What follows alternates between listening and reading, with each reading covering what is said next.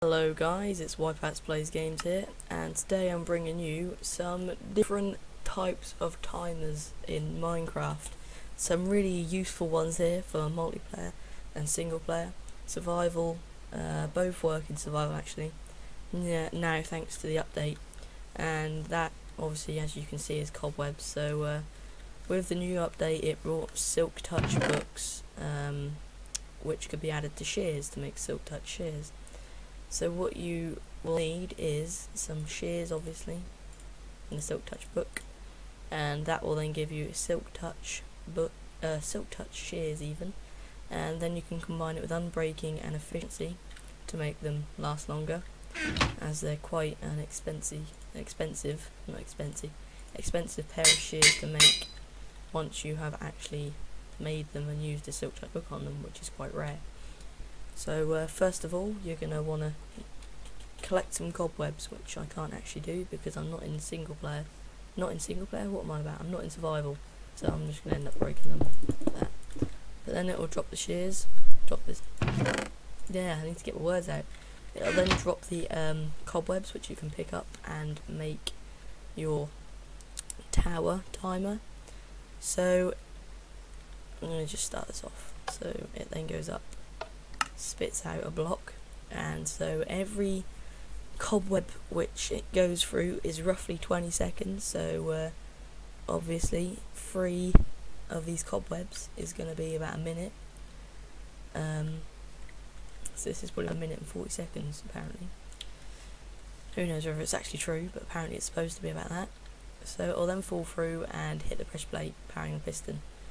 Now obviously the block one will sort of be a bit of a pain because it'll always be powered as long as the block's there.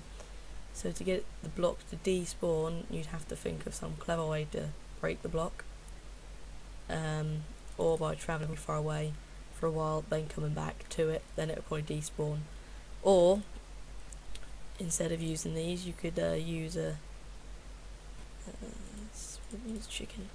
You can use a mob egg, because, well, a mob, if you got a mob in here, so like not a mob or a friendly mob or whatever you want, but like the cows, chickens, pigs, dogs, anything that won't despawn you can put in here, and it will just continue for like forever as long as the mob's not killed.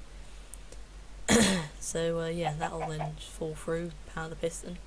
Then you can have off here a water elevator going back up, and then pushing it back into this, so it's just a continuous timer going around and around and around, which would be pretty useful, as it's quite simple to do once you've got cobwebs. Second, we've got the melon. See ya. Bye. Second, we have the melon one, where it uses melon blocks to cause power of a block to then set off the redstone. So what happens is these will grow, which, well, yeah, it needs light, so hence all the torches. This will grow, then it will pulse through, travel up here after 3 ticks, destroy them all, but at the same time it will then send a current off to these. I just put a delay on these. I'll just put some blocks there, you can see they'll break. There you go, like that. And so it'll then send a pulse out and then break it like straight away. So this one I've used quite a lot in multiplayer and single player. I've linked it to melon farm, so I'm using a melon block to then harvest the melon farm. So obviously the melon will grow, it'll then pulse when the melon's grown, which will then break the melons, they'll fall into water, and then I'm going to have a hopper and a chest, so it automatically starts collecting up as I'm online and near it. So when it pulses, it's just going to start collecting up. So it's pretty handy, and I quite like it. It's quite simple as well. Also, there goes the chicken. Fall down. Oh, there it is. It might have glitched in the floor. So yeah, this one's quite efficient,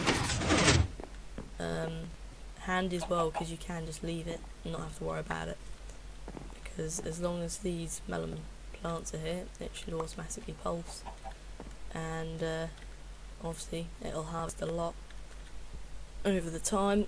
So I don't think I really need to do a tutorial on how to make these, as they're rather simple, and you can just pause the video about now, as you can see like all of the redstone that's actually used in it, as it's really simple.